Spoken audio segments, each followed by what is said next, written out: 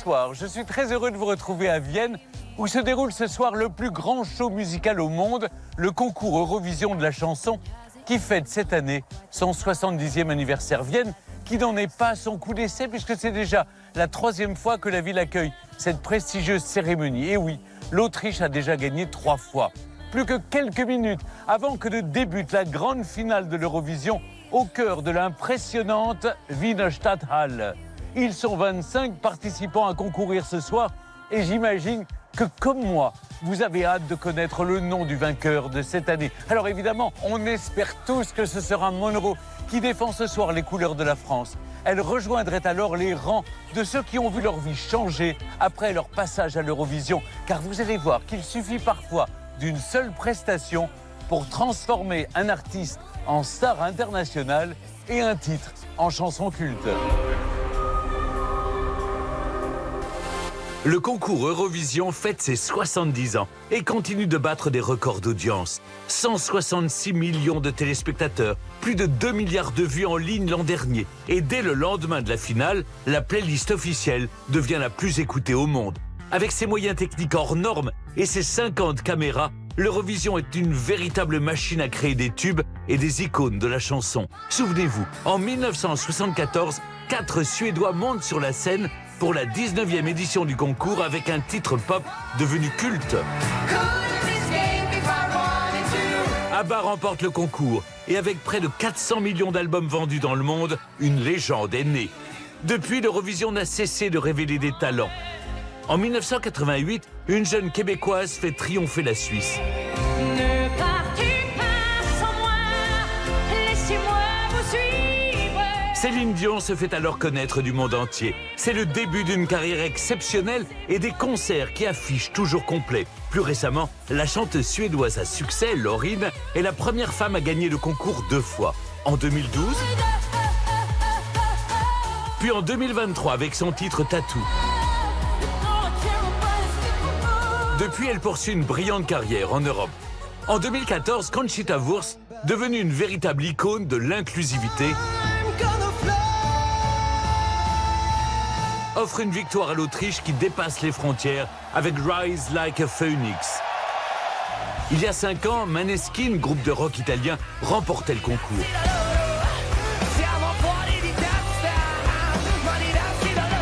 Depuis, ils enchaînent les succès mondiaux, avec des hits imposant une esthétique rock glam unique. La France aussi a su profiter de la scène de l'Eurovision. En 1965, France Gall profite de sa victoire pour lancer sa carrière. Marie-Myriam gagne le concours en 1977 avec son titre devenu culte, L'oiseau et l'enfant. Et son album sera certifié disque d'or.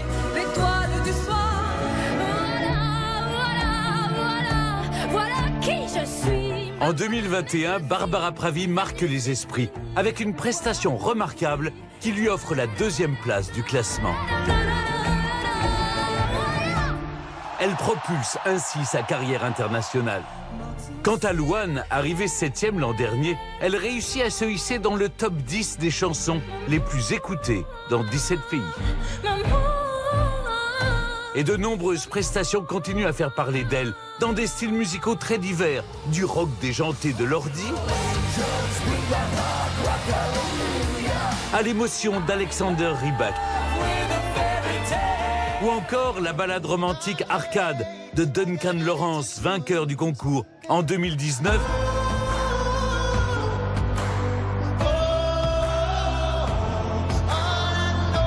Qui reste l'un des titres de l'Eurovision les plus écoutés au monde.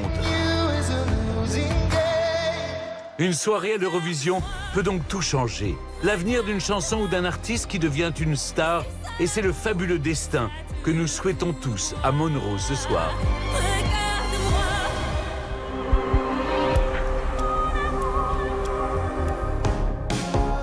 Vous connaissez mon attachement pour la ville de Vienne, où j'ai la chance de me rendre chaque année pour célébrer le concert du Nouvel An. Me voici devant l'un de mes endroits préférés, la magnifique Hofburg, qui fut jadis la résidence de la famille impériale et qui abrite aujourd'hui de nombreux musées, dont un consacré à la légendaire Sissi. J'ai donné rendez-vous à Monroe, j'espère que ça va lui plaire et à vous aussi.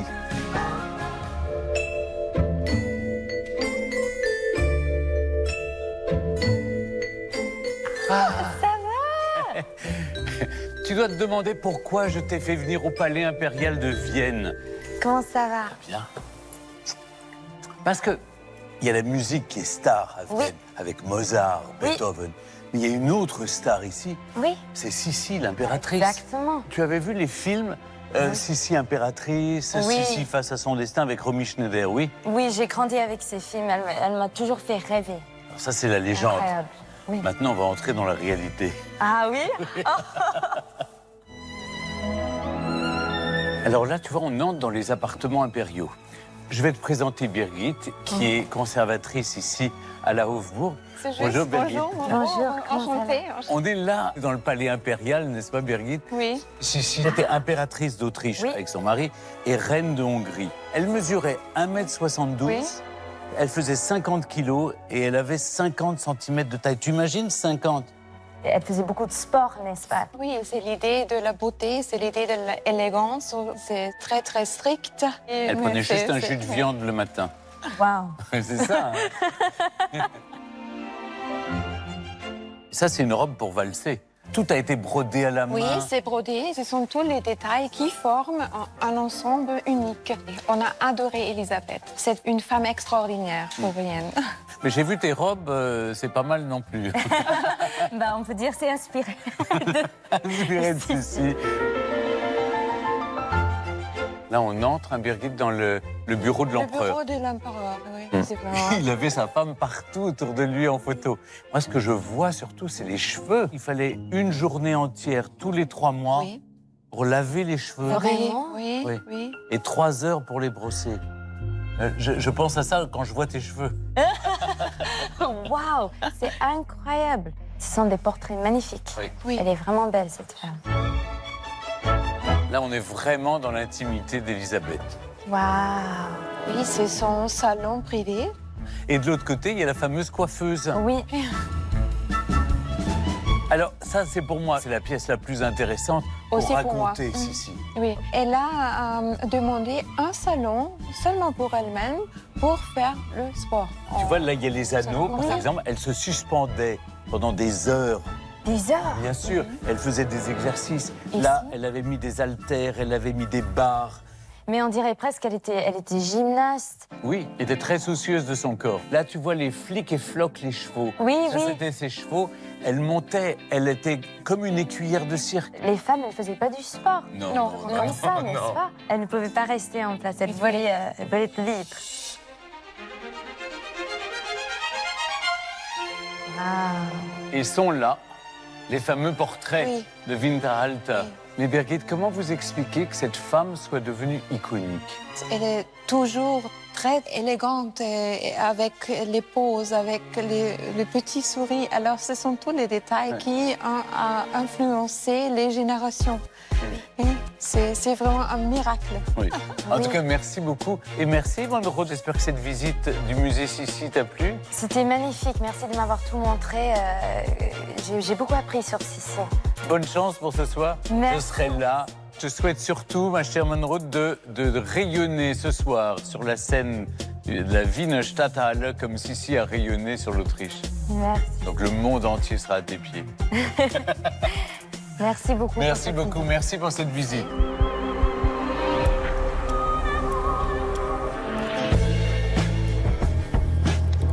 Cette année à Vienne, on célèbre aussi les 70 ans de l'Eurovision. Pour cette édition anniversaire, la capitale autrichienne confirme une fois de plus sa réputation de destination phare en Europe et son goût pour l'hospitalité. Alors, comment la ville s'est-elle préparée à recevoir des milliers de visiteurs pour être à la hauteur de l'événement? C'est ce qu'on découvre maintenant. Avec ses splendides palais baroques et ses plus de 400 balles annuelles, Vienne, habituée des grands rendez-vous culturels, attire près de 8 millions de visiteurs par an. Et à l'occasion de ce 70e anniversaire de l'Eurovision, c'est toute la ville qui s'est préparée à vibrer au rythme du plus grand concours de la chanson. La Wiener Stadthalle est le cœur du dispositif où la compétition va battre son plein. Mais le temps était compté pour tout finaliser, comme nous l'a confié Roman Horacek, directeur de la communication de l'Eurovision pour l'ORF. Le 70e anniversaire de l'Eurovision est à Vienne cette année. Bien sûr, c'est un grand honneur. On a eu 11 mois de planifier tout. C'est clair qu'il y a vraiment peu de temps parce que c'est vraiment un très grand projet. Et cette salle de spectacle, qui accueille plus d'1 million de visiteurs par an, reçoit depuis le 2 mai les 35 artistes et leurs délégations respectives, ainsi que tous leurs fans. Là, derrière moi, c'est la scène qui est en train d'être construite. En tout, on a environ 11 000 personnes qui vont être dans la salle pendant les shows. Mais l'Eurovision à Vienne ne s'arrête pas aux portes de l'arène. Que ce soit en plein air, à l'Eurovision Village, sur la Rathausplatz, mais aussi sur les rives du Danube, ou à l'intérieur, sur la scène de l'opéra du Volksoper, les fans de l'Eurovision ne manquent pas de choix pour regarder les prestations ou encore assister à des concerts et des soirées animées. Astra. Ce design. Waouh.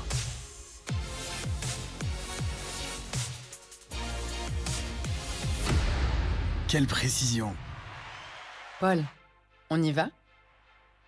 Ressentez le Made in Germany. Nouvelle Opel Astra.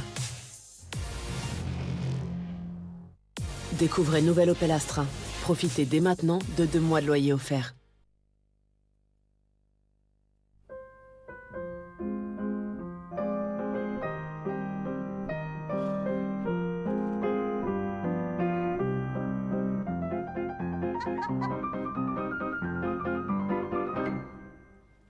Pour que la vue et l'audition profitent à tous, écoutez voir. Optique et audition mutualiste.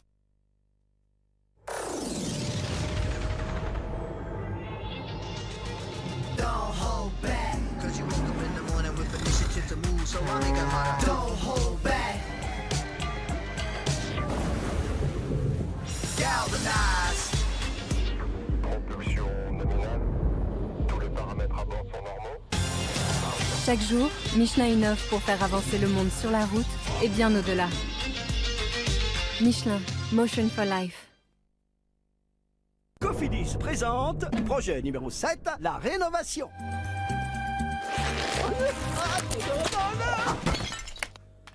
Pour vos projets, on a plus simple. En ce moment, profitez d'un taux de 4,7% sur 60 mois. Rendez-vous sur cofidis.fr.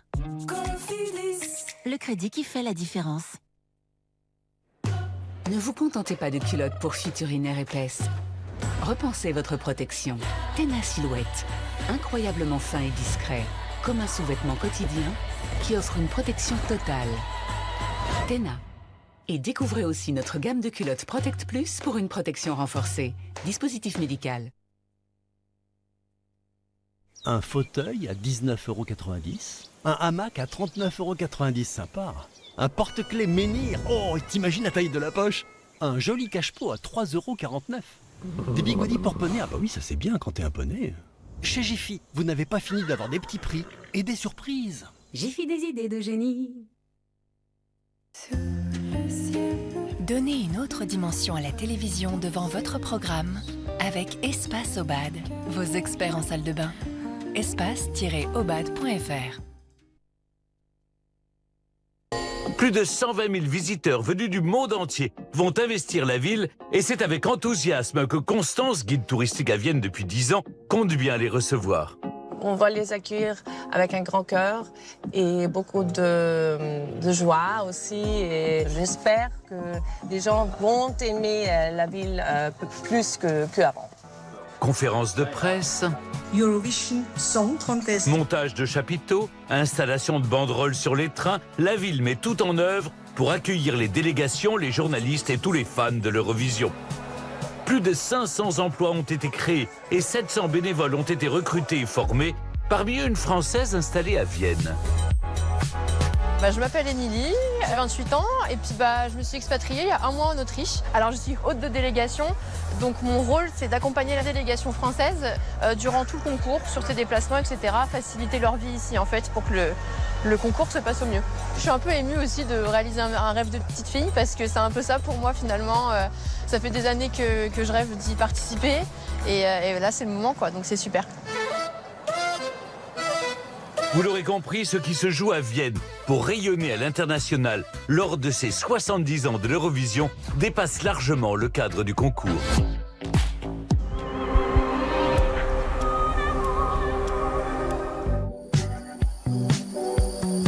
Aujourd'hui, l'Eurovision est au cœur de l'actualité à Vienne. Un événement musical qui s'ajoute à la longue liste des concerts, opéras et autres comédies musicales qui s'y déroulent tout au long de l'année. Je vous propose de me suivre pour découvrir l'excellence musicale viennoise. On commence tout de suite par une visite à l'Opéra national de Vienne. J'y ai rendez-vous avec Juan Diego Flores, l'un des plus grands ténors du moment.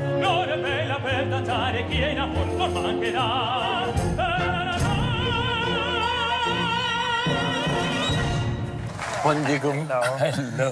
J'imagine que ce n'est pas un hasard si vous avez décidé de vous installer à Vienne, qui est la capitale mondiale de la musique. Oui, tout à fait. J'ai décidé de venir ici parce qu'on est entouré de culture, de musique, spécialement de musique classique.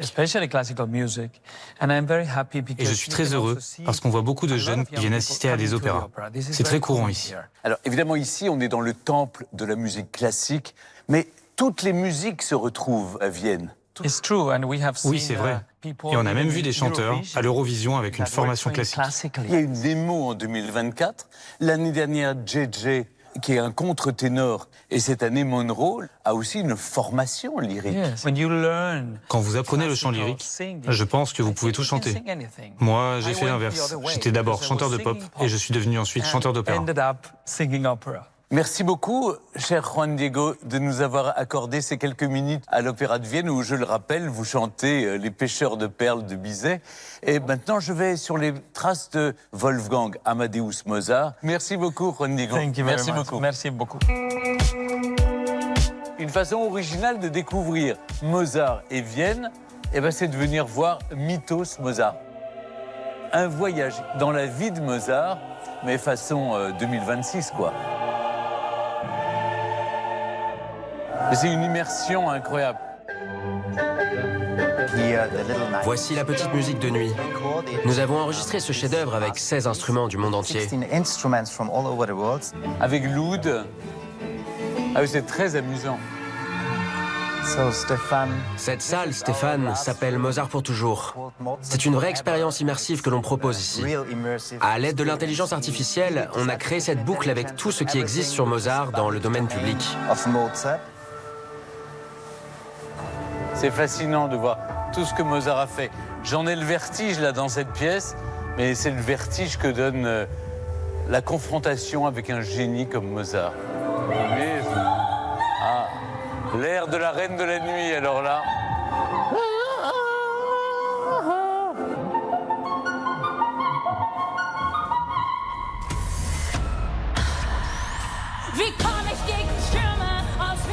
Est-ce que je vous ai assez dit que Vienne était la capitale de la musique? Hello, Nienke. Hello, welcome. Bienvenue au Théâtre Honneur. Vous êtes à l'affiche d'un grand succès autour de la vie de Marie-Thérèse. Comment est-ce que vous expliquez que 3 siècles après son règne, l'impératrice intéresse toujours le public de Vienne? Je pense que son histoire est très inspirante parce qu'elle a été la première femme impératrice de cette grande dynastie des Habsbourg. Et j'ai la chance de l'interpréter chaque soir. Donc mon rôle est de la rendre humaine et pas seulement une statue dans un musée. C'est ce mélange d'histoire classique, mais aussi de rap, de hip-hop qui parle à toutes les générations.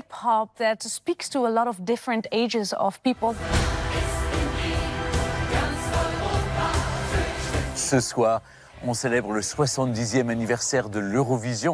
Est-ce que vous avez quand même le temps de regarder, de vous y intéresser?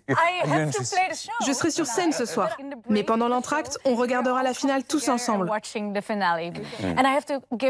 Je dois féliciter la France car Monroe est merveilleuse et sa chanson est si belle. Entre nous, je vous avoue que je voterai aussi pour elle. Merci beaucoup, Nienke, et bonne chance pour ce soir. Vous aussi.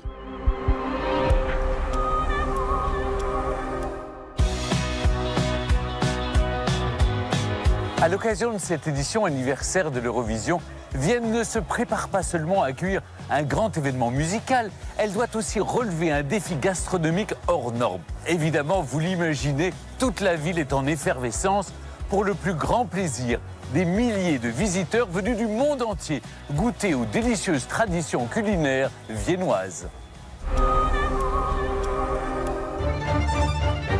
Depuis des siècles, la capitale autrichienne a fait de l'art de la table une seconde nature, avec ses cafés et ses brasseries centenaires. Mais pour célébrer ce 70e anniversaire de l'Eurovision, c'est un défi d'une autre envergure que toute la ville va devoir affronter. Nourrir plus de 120 000 visiteurs venus des 4 coins du monde en un temps record. Et en matière de restauration rapide, Vienne est connue pour ses Würstelstands. Dans ces petits stands de saucisses, on sert bien plus qu'un simple snack, comme nous l'explique le créateur de cette enseigne, Mike Lanner. Les stands de saucisses viennoises figurent parmi les plus anciens street food de Vienne. Ce sont des lieux incontournables de rencontres. Mais Vienne est aussi célèbre pour une recette traditionnelle très appréciée des locaux et des touristes, le Wiener Schnitzel. Maintenant, c'est parfait. Merci. Une escalope de veau pané, fine comme une feuille, dorée à la perfection et servie avec une tranche de citron. Peter tient l'une des adresses les plus réputées de la ville. Et pour cette édition 2026 de l'Eurovision, il est fin prêt et espère que les visiteurs viendront nombreux. Je veux enfiler mes chaussures de sport et courir. Je vous le promets. Et c'est sur la Rathausplatz, la place de l'hôtel de ville, que se situe l'Eurovillage, le quartier général des fans et de tous les curieux de l'Eurovision. En plus de retransmettre toutes les prestations de l'Eurovision sur écran géant, c'est dans une logistique millimétrée que des milliers de repas seront servis chaque jour. Nous aurons plus de 1000 stands viennois sur la Rathausplatz. Et pour la première fois à l'Eurovillage, la nourriture servie sera 100% bio. Restaurants et traiteurs sont impatients de faire découvrir leur spécialité aux visiteurs, à l'image de Flavie, une Française représentante d'une marque de boissons. Vienne, c'est une ville que j'aime beaucoup. La gastronomie est très intéressante et il y a surtout cette culture de sortir à l'extérieur, de rencontrer des gens. L'Eurovision, c'est toujours un moment unique. Moi, évidemment, je supporte beaucoup la France. Mais je pense qu'à Vienne, c'est une super ville pour faire l'Eurovision. Il y a une grande culture de la musique et je pense que ça va être un super événement.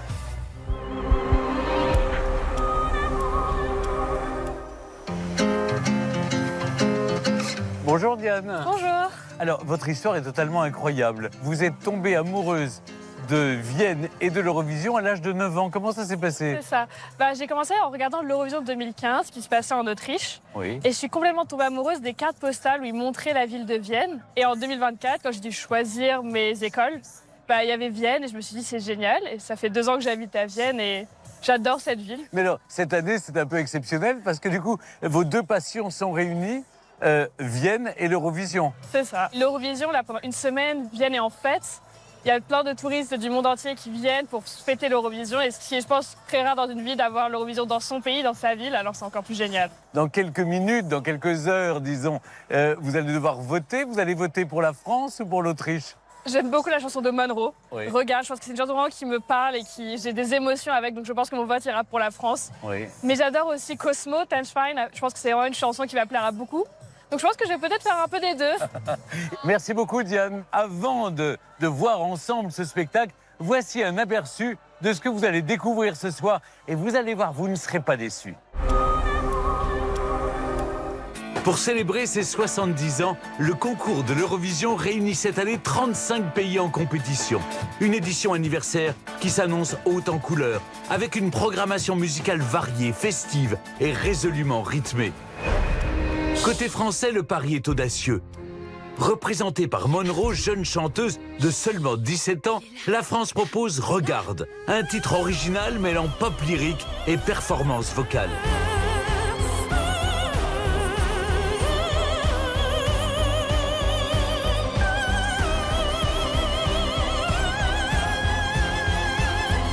Et ce choix pourrait bien payer, tant la concurrence mise largement sur des sonorités dynamiques et électro. Ce soir, le grec Akilas compte enflammer la scène de la Stadthalle avec Terto, des paroles à l'ambition débordante et multilingue, puisque même si le grec domine, pas moins de 7 langues sont présentes dans cette chanson.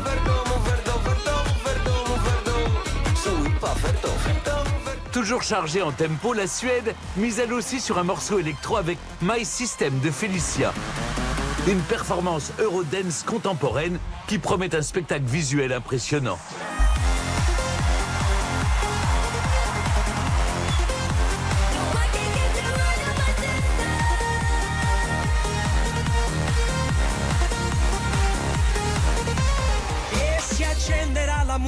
De leur côté, les Italiens invitent à se produire sur scène le chanteur Sal Da Vinci, l'un des aînés du concours qui célèbre ses 50 ans de carrière avec un morceau à mi-chemin entre variété et disco napolitaine.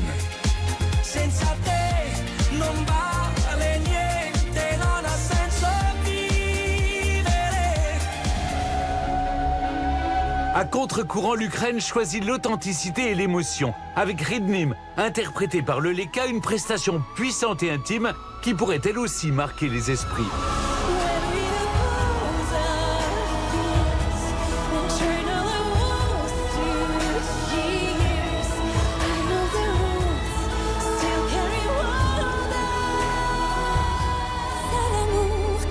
Dans cette compétition de haut vol, Monroe devra convaincre à la fois des jurés internationaux et des millions de téléspectateurs à travers l'Europe pour espérer offrir à la France une magnifique victoire.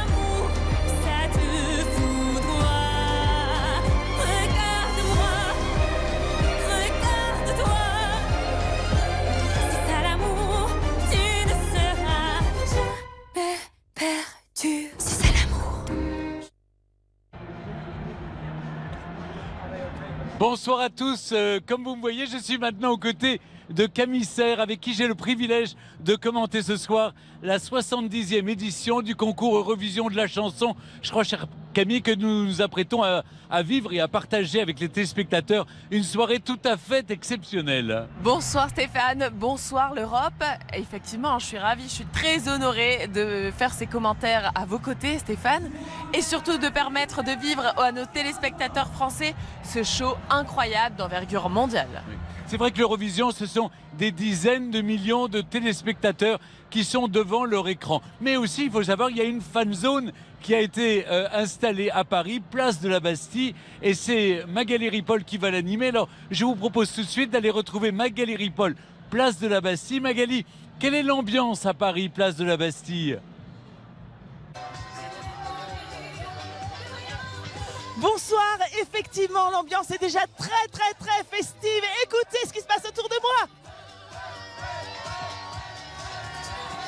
La place de la Bastille est littéralement en train de se transformer en un immense dance floor géant. Tout le monde est réuni pour faire la fête ce soir. Des milliers de personnes qui vont regarder sur l'écran géant la grande finale de l'Eurovision. Mais surtout, ces personnes sont réunies pour soutenir Monroe. Monroe, on est à fond avec toi. Il faut tout donner ce soir.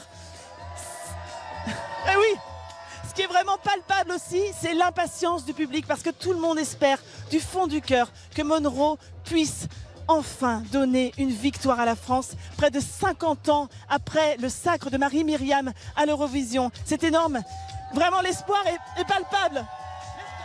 L'espoir est palpable, l'espoir est immense. Et cette ferveur dépasse complètement la capitale, puisque partout en France, des millions de téléspectateurs sont prêts à suivre ce grand concours de l'Eurovision chez eux, en famille, entre amis. Il y a même des viewing parties organisées un petit peu partout dans le pays. Et les amis, cette année, c'est la 70e édition. Alors pour fêter cet anniversaire avec panache, nous mettons en jeu 5 000 € par mois pendant un an. Vous avez bien entendu, 5 000 € par mois pendant un an. Ne vous privez pas d'alimenter votre compte avec cette somme. Et pour ce faire, c'est très simple. Vous envoyez par SMS Eurovision au 7 3003 ou alors vous appelez le 34 35. Bonne chance à vous. Peut-être que ce soir, nous fêterons une double victoire, celle de Monroe et celle d'un téléspectateur. Le grand concours de l'Eurovision 2026 démarre maintenant en direct de Vienne. Et je peux vous dire, mes chers Stéphane et Camille, qu'ici, l'ambiance est à son comble et qu'en cas de victoire, ce sera la fête jusqu'au bout de la nuit et même au-delà.